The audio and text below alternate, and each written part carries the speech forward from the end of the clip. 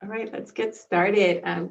Before we begin, we are waiting for Dr. Garcia Mateos. She's on her way, but we just want to start with a few introductions of our Maestro staff and then just give a minute overview of what we do in the Maestros project, and then Dr. Garcia Mateos will begin. So my name is Margaret Dominguez. I am the project manager for the Maestros project, and if the other staff can jump in, I can't see the video to see who's here besides Angela at this point. Hi everyone, my name is Angela and I am the project counselor and I'm also the point advisor for our liberal study ITEP students.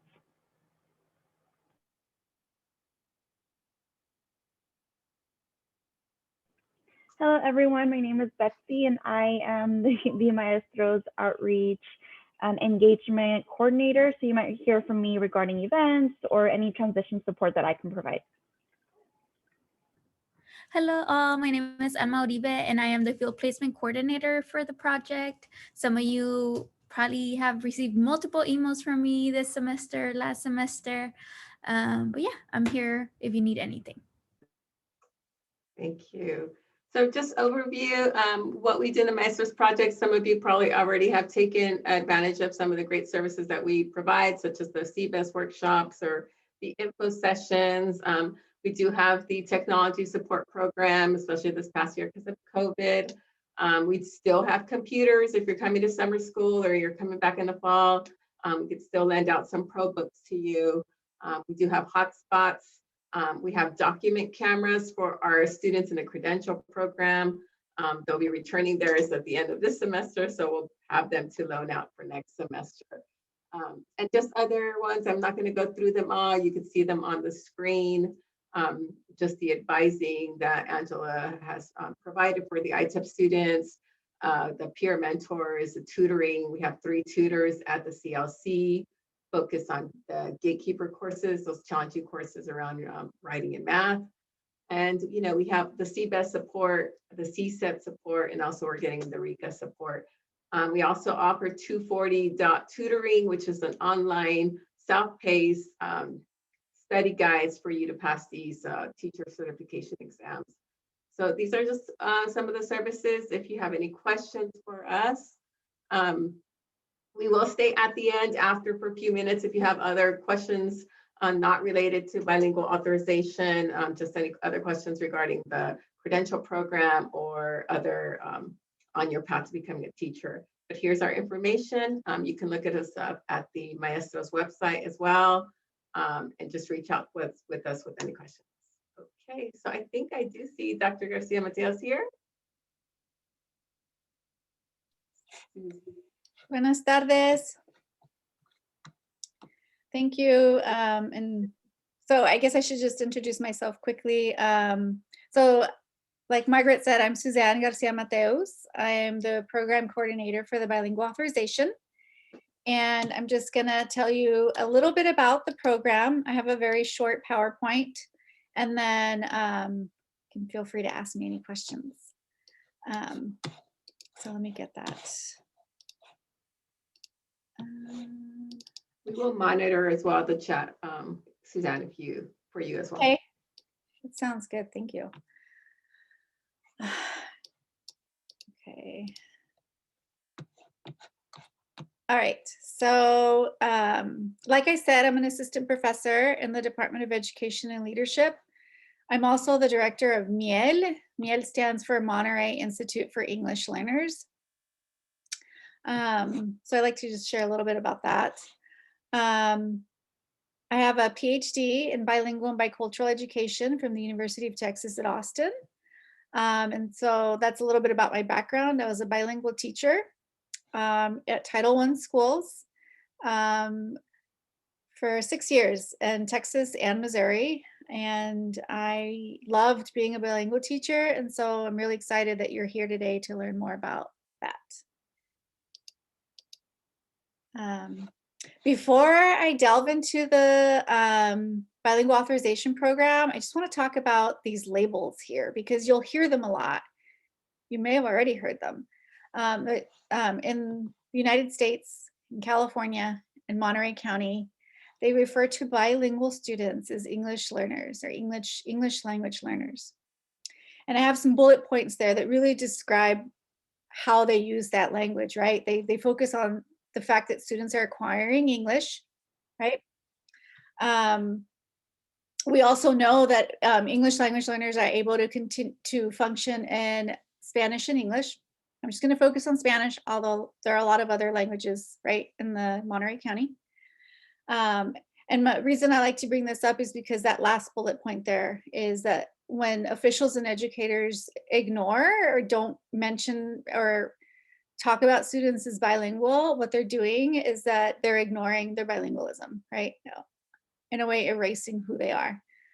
So rather than refer to students as English language learners, I like to call them emergent bilinguals, because all English learners are bilingual. They're going to continue to be bilingual, whether they're in bilingual programs or not.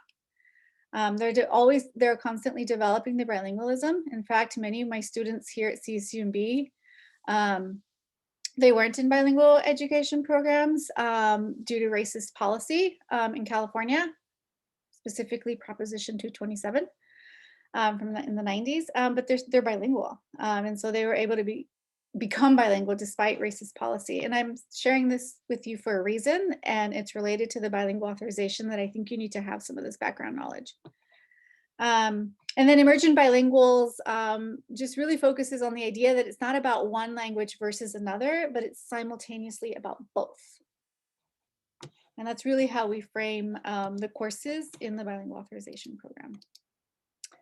So can you, if you'll just like use an emoji, any emoji. I also like to point out. Sorry, I pre-record this presentation for other people. But the one thing I was asking you is if you can just use an emoji if you've heard of Proposition 58. I just want to see how many people know about Proposition 58. Okay. So Proposition 58 was passed in 2016, and it really just did away with what happened with Proposition 227, which was passed, I think, in 1998. Proposition 227 got rid of all bilingual education programs in the state of California, and I'm not exaggerating when I say that. It got rid of all of them. There was a loophole that you could get into a bilingual program, but it basically just erased all bilingual education programs in California for over 20 years. During that time, dual language immersion programs emerged because mostly white and middle class families were like all of a sudden interested in having bilingual kids. There's more to that story, but I can't get into it. And then in 2016, Proposition 58 was passed.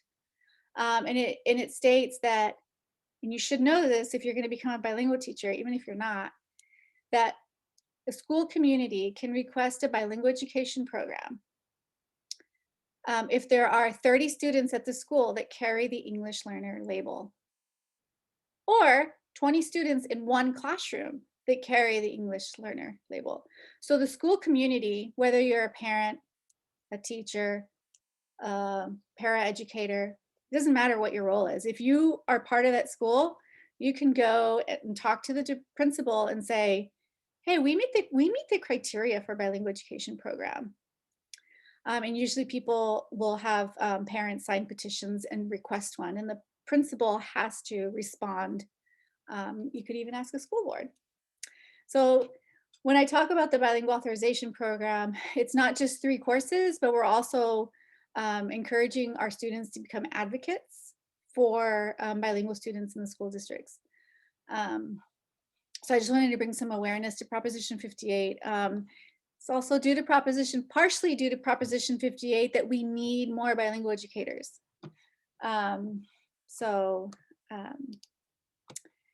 Just wanted to share that. So what is the bilingual authorization? So it's a type of authorization that's added to your credential that authorizes you to teach students who have the English learner label, really. The focus here, if you go to this California Department of Education website, they're going to say, to support and instruction for English language development or instruction for primary language, like in Spanish, right? It authorizes you to teach in Spanish, really. And it's not just for elementary school teachers. So this is for everybody, the bilingual authorization. Most people who have gone through our program, we're now in our third year or third summer, are elementary school teachers, but secondary teachers can also seek the bilingual authorization. So if you're a teacher, and I know most of you guys are not, but if you're a teacher in a school district, and you are like, I want the bilingual authorization. Well, first you need to know Spanish, and you need to like love Spanish and have it be a part of you. And you're highly invested in not just the language, but in the community that you'll be teaching in Spanish to. But so if a teacher wants to get their bilingual authorization, they have to already have a teacher credential. And then like the second bullet point, it says here, they have to have a valid language development specialist certificate, like a CLAD. That's what they used to call it. Or they used to call it the English Learner Authorization. I get the terms confused because I'm from Texas, but I'm learning the terminology. But either way, they have to have this second bullet point, those certificates. And then they have to, with that criteria, they can apply to be part of our program if they've passed the CSET 3. But if they're already a bilingual teacher teaching in Spanish, we make it, they still have to take the CSET 3, but they could get into our program and then take the CSET 3 later. So this slide's for you. You can be teacher candidates, right? You have to have a passing score on the CSET 3.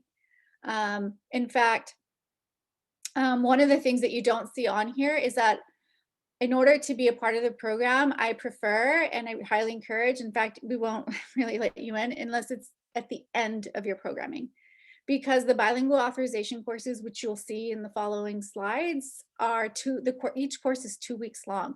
So you need to be very comfortable in the classroom. You need to be very comfortable in writing lesson plans. And so that's why I say it's at the end of your program. So it includes 3 courses, and you have to pass with at least a B- or better in order to, once the courses are done, apply for the bilingual authorization. And they're being offered this summer.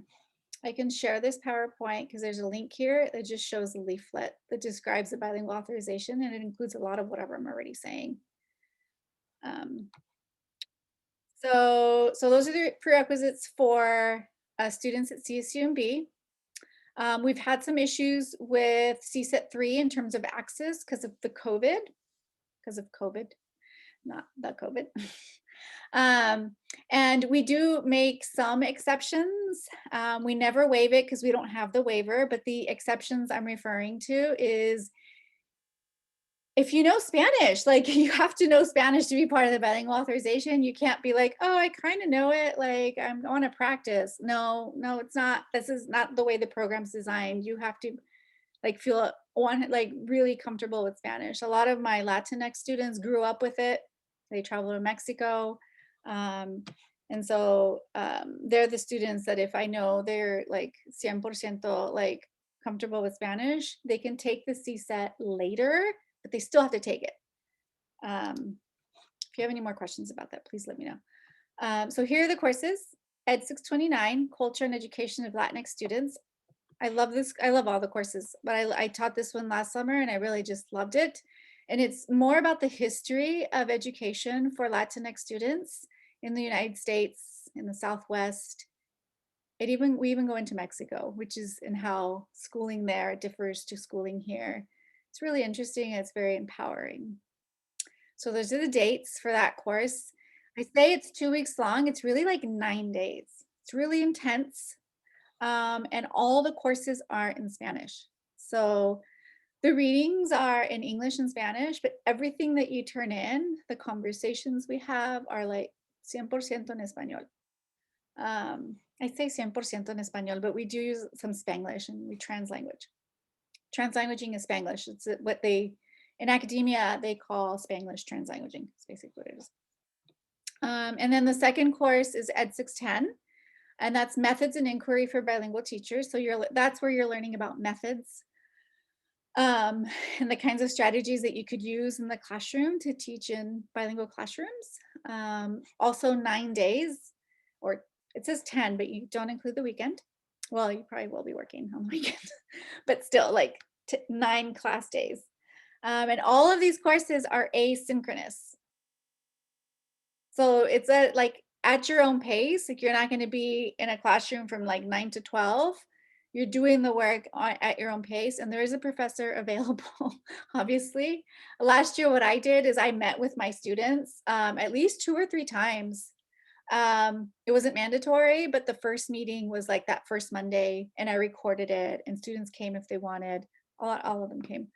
And I just like described the syllabus and shared that I'd be available. And the professors for these 2 courses will probably do the same. In fact, I know one of them and he did the same.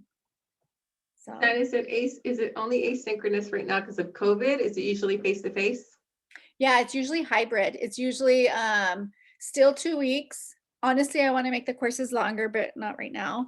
Because it's just it's really not enough time. It's a lot of material in 9 days. But yeah, normally like pre-COVID, it's still 9 days, but you would meet every other day. In person and then online, in person, then online. And I don't know if the online was asynchronous or synchronous. I think it was asynchronous though. And that's probably what we'll do the following summer because a lot of our students commute. But we'll figure that part next summer out later. The third course, this one's gonna be a little tricky. It was tricky last summer because of pandemic. Part of me can't believe we did it, but we did. We made it work. Is the field experience, and so a lot of the majority of the students that were in this program last summer had their own classroom, and they used their own classroom as part of the field experience. They just had to find a mentor on campus who has the bilingual authorization and who has had at least 2 years of teaching experience in Spanish. And so this year I designed it so that it's August 20th, 2nd to the 20th, so that people can use their school settings. But if you don't have a school setting, we've partnered up with the Dual Language Academy of the Monterey Peninsula. If you're not familiar with DLAMP, it's the only bilingual school in the Monterey Peninsula. So I realized I didn't share the other slides, but this is what I was saying already. It just describes what the course is about. Same with this one. It's just describing, I said a lot of this already, but it's here for you to look at. And then this is where I was at right now. So, so the field experience is approximately 20 hours. And this includes teaching 2 lessons in Spanish, a language arts and a math. If you're a secondary teacher and you teach social studies, your 2 lessons would be in social studies. But it's all obviously in Spanish. The 20 hours includes observations in a classroom, going to meetings, any work you do online, emails, conferences that you have with the instructor of this course, your mentor teacher. So there's, so you're not literally teaching 20 hours. So that's what this course is about. So you will be observed. And I think what we'll end up doing this August is having you record some of your lessons, and then the instructor will give you feedback that way. And then your mentor teacher will have to give you feedback. So that's that. We have the classes through Extended Ed. And I don't remember exactly, but it's like $800 and something for the 3 classes. There is some funding, but it's the kind of funding, and I can put the link in the chat in a minute.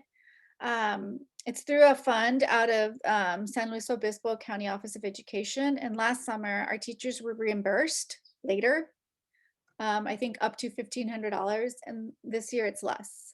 I just don't know how much. There was a delay in getting someone to respond to them. And I think there'll probably be a delay this year too, just because it's a one person doing all the work, not just for us, but for all the Cal States in California. This is my email. Happy to answer any additional questions. We just created this because the process to get to register is kind of tedious. So I'm just going to go over this really quick. The very first step is that you go to, we have a website for the Bilingual Authorization Program. If you go to csumb.edu and search Bilingual Authorization, you'll see it, it'll come up. And at the very, you'll see everything that I just shared on this PowerPoint is basically on the website. And you'll scroll all the way to the bottom and there's an interest Google form. So you just fill that out. And then I contact people around March and say, hey, you got an email because you're interested in the program. This is what you need to do. And so right now what I'm doing is interviewing a lot of people in Espanol. And we just have a conversation and I ask questions like, ¿por qué quieres ser una maestra bilingüe? ¿Cómo aprendiste español? Like those kinds of questions just to gauge, honestly, how comfortable you are with Spanish. One question I get a lot is, no sé si debo ser maestra bilingüe porque mi español es español de casa, no sé, blah, blah, blah. And I'm always like, of course, you speak Spanish, like you're bilingual. Like you don't, to become a bilingual teacher doesn't mean having a Spanish degree or studying it, you know, some people do. So please, like if that's a concern, like come talk to me. And then after that, I send an email to Darlene or Shauna and you, and they'll want proof that you've passed the CSET 3 or proof that you have plans to take the CSET 3, unless we have waived it for some reason. Waived it to get into the program, but you'll always have to take it. Like once at some point you'll have to take it in order for the California to give you the bilingual authorization. And the CSET 3 is a standardized test that measures your proficiency in Spanish. And so they'll test on reading, writing, listening, and speaking, your 4 literacy areas. People have said that the Spanish isn't like, you know, Mexicano Spanish. I don't know what kind of Spanish it is. Some parts are, some parts aren't. So that's something that we should explore more, but they won't give me like a copy of the CSET. Let's see. And then Darlene and Shauna will email the interested applicants after you've gone through these 3 steps and send you the extended ed forms.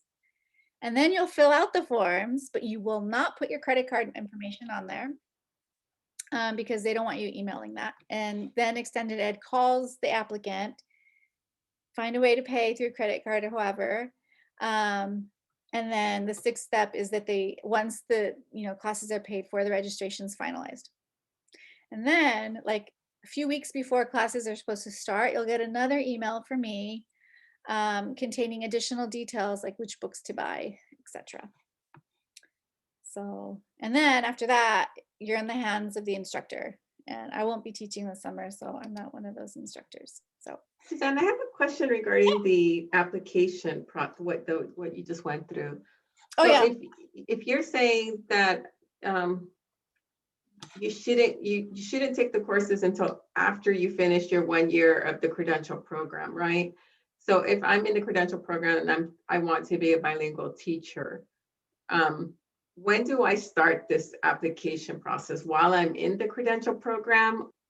Because I won't have my teacher credential, right? Because that you won't get until after. Right. So I usually, when I've spoken to students, if I know they're graduating in May, then I have them apply, like registration opened up in April. So I tell them just apply in April because it's okay if they don't have it just yet. The main point is that they have experience in the classroom. Like if they're just starting, I'm like, if you haven't really, had experience, it's going to be hard. It's going to be really hard like, we don't have time in the program to, describe the classroom and the lesson plans and all that. Did that answer your question? Yes, it does. Thank you. This is my email right here. I have 2, but they all go to the same box, so it doesn't matter which one you use. So I'm happy to answer any questions.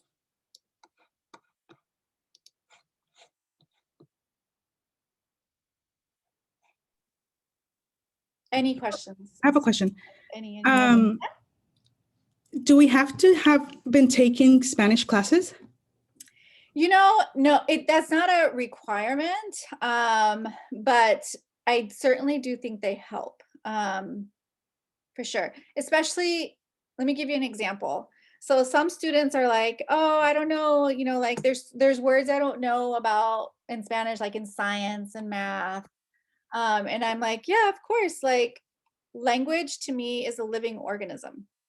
So if you think of language as a living organism, the Spanish you know has developed depending on the context in which you've used it, right? So if you're going to be a teacher and you know you're going to have to teach math to fourth graders, taking a class like Spanish for the Professions, for example, or there's courses at MPC too, and there's a lot of courses online, you can start to work on that, you know, that vocabulary or Spanish in that context. But we don't make it a requirement. I can certainly recommend courses and point you in the right direction.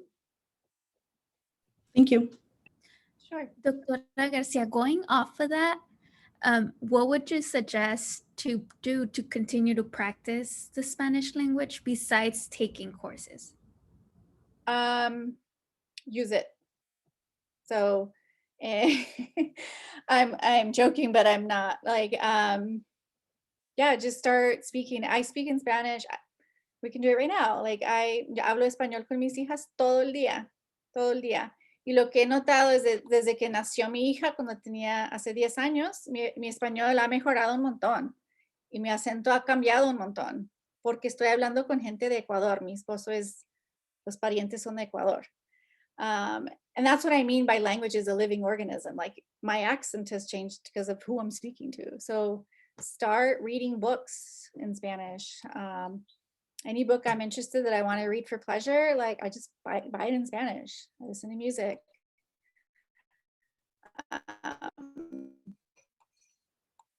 I speak with it with my friends, like watch movies in Spanish, like watch novelas.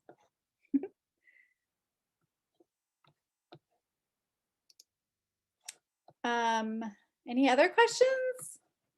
Don't be shy. There are no like wrong questions or. Okay, so I'm the credential program. This is my first semester in the credential program. So then I would initially take for the summer program next summer, correct? 2022?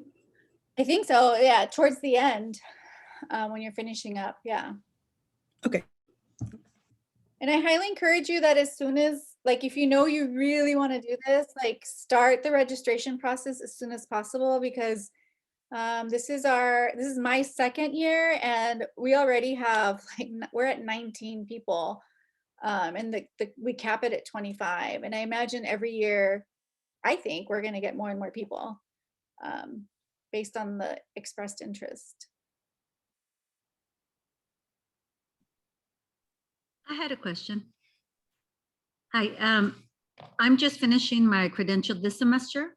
I'm at the end of my semester and I just heard of this. Now, if I was interested and I register for it, when will the classes begin? In the summer, I have the dates here. Just a second. I'm going to share my screen again. I would love to have this program during the year, and I'm pushing for that because I think I would like it to be longer, but students have options. This is the first class. Okay. So it starts June 14th through the 25th. Okay, thank you. Yeah, and this information is also on our website at CSUMB. If you go to our website and search for Bilingual Authorization, it'll come up. This is the date for the second class. Okay, thank you. Yeah, and if you can't take all classes this summer, I've had students start one this summer and finish the next summer. Oh, I see. Okay, we could do that. Okay, that sounds good. Yeah, for sure. Suzanne, sometimes they, like the bilingual programs are usually in K through 8th. You don't really see a lot of bilingual programs in high school.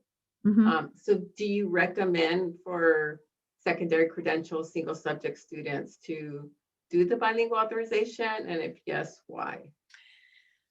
You know, I've had that question before, and I do recommend it only because for different reasons. And one of them is there's a lot of dual language programs in the Monterey County that are new.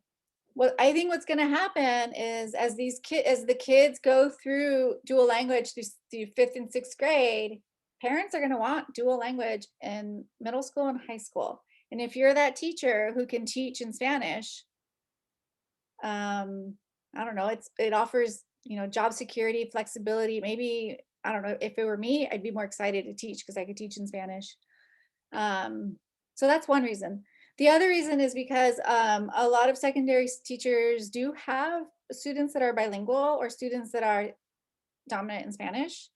And so part of the bilingual authorization, what you can do is like if your whole class is, if you have a class where you have to teach in English, right?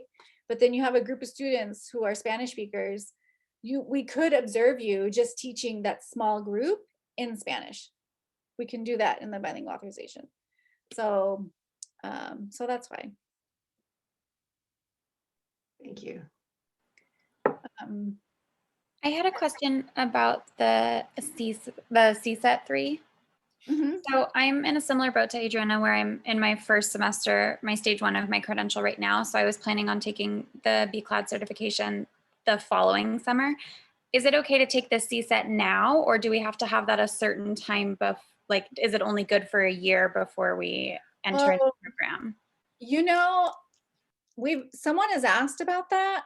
And I know there is an expiration date, but I don't know what it is, and we can find out. I know Christy Hanselka, she's our certification person in our department. She may know the answer to that, but I seem to remember her saying it's like a long expiration, but I don't know exactly, you know, how many years or months. Okay, thank you. We can find out.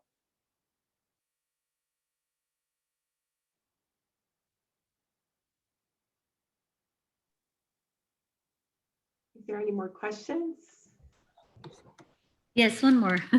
Sorry, I know I came in late. You guys probably went over this. So on the first and second classes of the bilingual authorization, do we have to take both, or is it either or? No, it's all, you have to take all 3. Oh, all 3. I see what you mean. Okay, got it. Thank you. Yeah.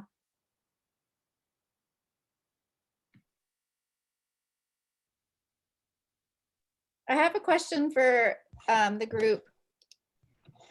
Unless somebody else has a question that you want to ask.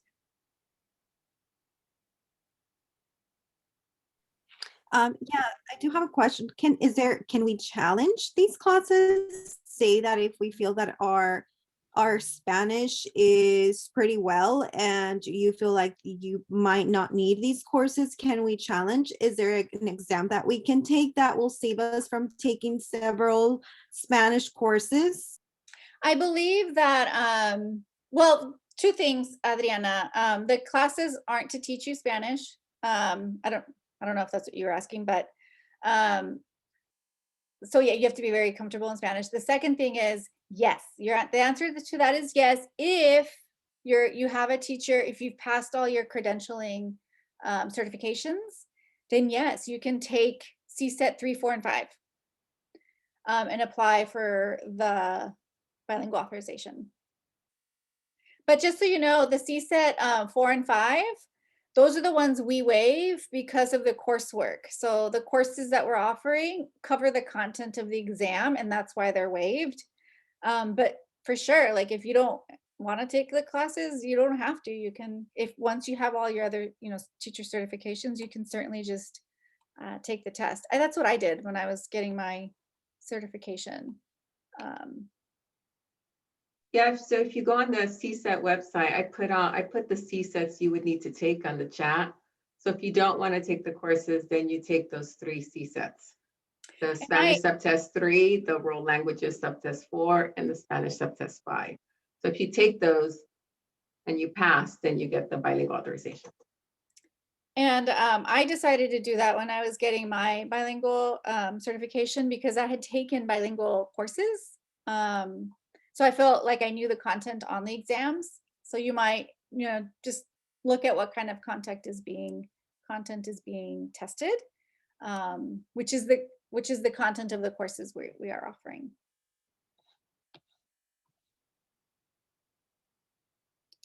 Sorry, I have one more question. Is the registration process the same if you're not like a UMB student anymore? Like, let's say you get your credential, you want to work for a year or two to save money for the classes. Will the application process still be the same? Yes, it is. The only exception, the only thing that might be different, it would still be through extended ed. The only thing that might be different is I've had some teachers who are teaching in a bilingual program in Spanish. And so with them, I tell them, you can take the courses and take the CSET whenever you can. You'll have to take the CSET 3, even if you take our courses, it's part of getting the bilingual authorization, but only because they're teaching in Spanish. Okay. But if you're another teacher who's only teaching in English and you have the certifications, I wouldn't say that. I wouldn't say, oh, no, you can't, you can. I'd say, oh, you need to take the CSET 3, because that's the only way, like, if you have a job teaching in Spanish, like, I trust that the school districts are, ensuring that the person feels comfortable with Spanish. Does that answer your question? I think so. Yeah. So if let's say like I work for a year, then the process would kind of still be the same. Make sure to take the CSET and then, register still the summer classes. For right now, it's just only during the summer. Yeah, right now it's only during the summer. Thank you. I have a question. How do you get the CLAD certification? Are you referring to the BCLAD or? You had, I'm not sure. The one where you have. Oh, the list? Yeah, on the list. I'm not sure. I don't know about the CLAD. I just know about the BCLAD and the bilingual authorization because they're one and the same. So, but we can find out. Like I said earlier, Christy Hanselka is our certification person in our department, and she would know the answer. Okay. Sorry, Adriana. The one that you're on, Adriana, our credential program does come with that CLAD authorization. Yeah. So, okay.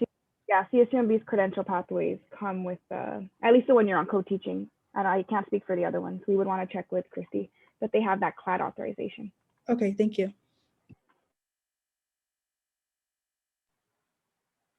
Is that something that's included with just completing the co-teaching program, or is that an initial step we have to take to get that at the end?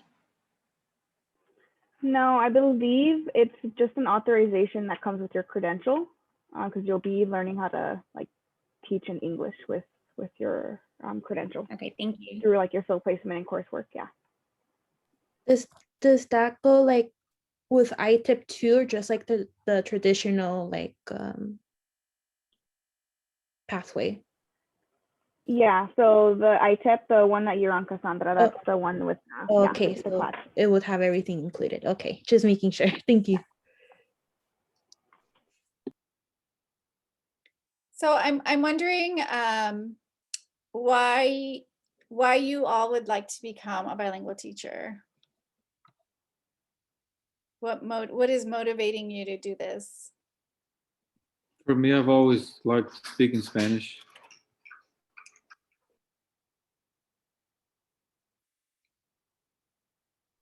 I think for me here at the Gonzalez School District where I work, and I plan on working and retiring, there's 97% Latinos. So knowing Spanish is key to reach the children.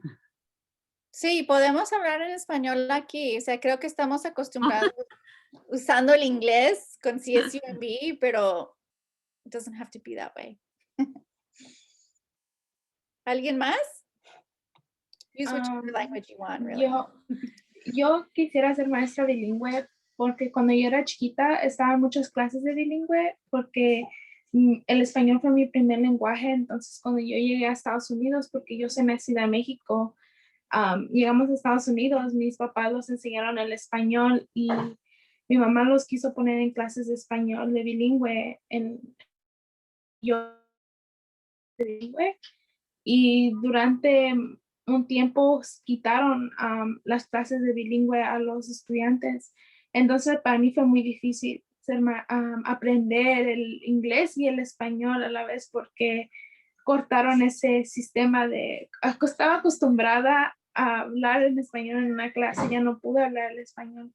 Y entonces yo me gustaría ser esa maestra que no pude tener yo a esos niños, como yo lo veo en esa manera que como ayuda para hacer cambio a muchos que sé que necesitan la ayuda de una maestra bilingüe. Por eso me gustaría ser maestra bilingüe.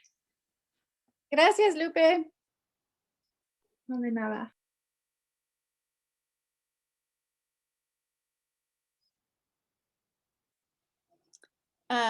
I can't emphasize enough, and when I interview people, I can't emphasize enough that it's more than just about the language, right? You just mentioned your experiences, Lupe. It's about your investment in the community, right? In the Latinx bilingual community. And so that's something that I also ask people is like, what's motivating you to do this? Like, what's your stake in this? A lot of the students I speak to share about their experiences of growing up bilingual. So thank you for sharing. Does anybody else want to respond?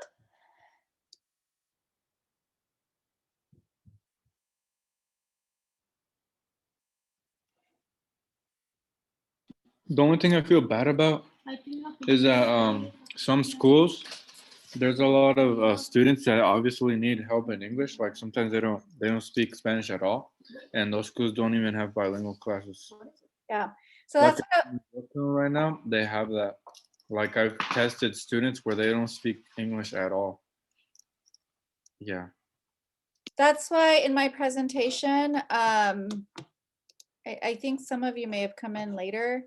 I'm going to share my screen again. I was talking about as future bilingual educators or parents, some of you might be parents, due to the passing of Proposition 58, if there are 30 students at a school that carry the English learner label or 20 students in the same classroom or grade level, not even classroom, you have a right to request a bilingual education program.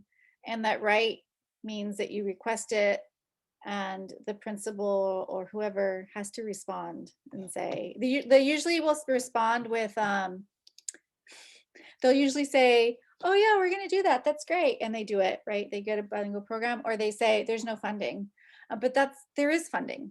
It's how you allocate the funding, right? And as future bilingual educators, you have so much power to empower parents, because a lot of parents don't realize how much power they have to change their school. White rich parents do it all the time in their local school districts, in their schools.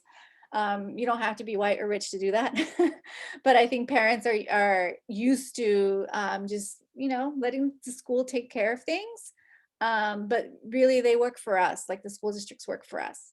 And so that's part of the work that I envision with the bilingual authorization, is really sharing with students how they can empower teachers and parents to request these kinds of programs that it's really a federal and legal right to have bilingual programs in schools. Yeah, I definitely feel like it's highly needed. It is. Yeah, it really is. So I am excited to have, we had at one point about 30 people here interested in the program. So please feel free to reach out to me. And I'm happily meet with people either on the phone or on Zoom, or maybe later this year in person. So. Yo tengo una pregunta. This is my first semester, and before I'm going to start at CSUMB, but I wanted to ask, what can I do, or like for other students, to prepare myself for becoming a teacher or a bilingual teacher before I start in the fall? Like, what are some steps I could take? Yeah, so one of the things I've been sharing with students who have a year or whatever to graduate is when you get placed in a school for your program, ask to be placed at a school where there's a bilingual program. Specifically, it could be any bilingual program, but a lot of the ones here are dual language. It does not have to be a dual language program. It could just be a school with a bilingual ed program. That way, usually what they're going to say is, we're going to place you to school and you're going to be teaching in English because that's, you know, the program. And that's great. But since you know Spanish, you could also teach in Spanish. And I personally want to work with, I want to be a coach for students in our college. That way I could observe them in Spanish, right?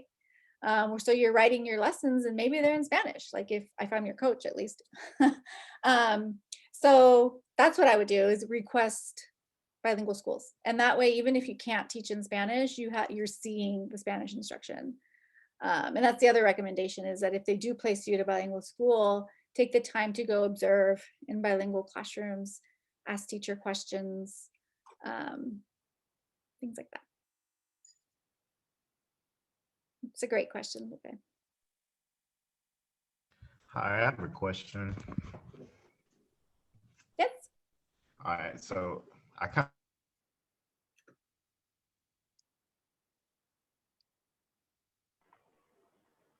I think you cut off. We can't hear your audio.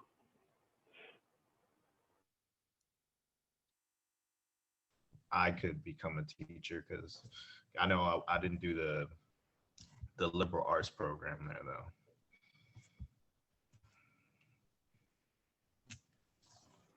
We just heard the last part. We just heard that you don't know if you can become a teacher because you didn't do the liberal arts major. Oh, I was saying that Can you? I was an HCOM major, so I don't know Okay. exactly what route that I would have to take to become a teacher. Yeah. So for that, I definitely recommend, because the Master's Project, like myself and Margaret, we meet with students who are kind of trying to find their route, who maybe didn't go like the traditional liberal studies major. So we can drop, I could drop my email and we can meet one-on-one and kind of like talk about your path and see like your next steps and kind of come up with a game plan for you. Cool. If that sounds good. I'll put my email in the chat just for that. Okay. Thank you. Yeah, no worries. Thanks for sharing that. Mhm.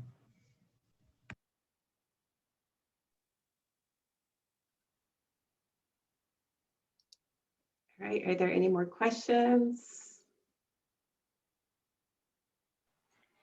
I was wondering if once you get your BCLAT authorization, if you can still teach at a, like, not necessarily a dual immersion program, but just maybe a general primary education school and just use that in addition? Sure. Yeah, you can do that. Okay. Though you get more money with the bilingual authorization. If you're a bilingual teacher, there's a stipend. Not much, but something. Specifically for dual immersion programs, or? No, if you're in a bilingual program, if you're teaching in a bilingual program. Okay. And you have the bilingual authorization. Thank you. Sorry, I just have one more question. So would you recommend that to apply once you're finishing your credential program, instead of like having like a grace period? Are you saying, I'm not sure I understand the question. Are you saying like waiting to take Like, it? you know how you mentioned how you applied to register for the program once you're finishing your last semester of the credential? So would that be more highly recommended to apply right away? Or if you were to just have like to work a year or two and then do the process? You know, it's really going to depend on the person, what they can do, right? I would if in an ideal situation, I would recommend getting the bilingual authorization right away, because it makes you more marketable. Like, you could apply to general ed classrooms or bilingual classrooms. So it just depends on the person and their circumstances. Okay, thank you. Mhm.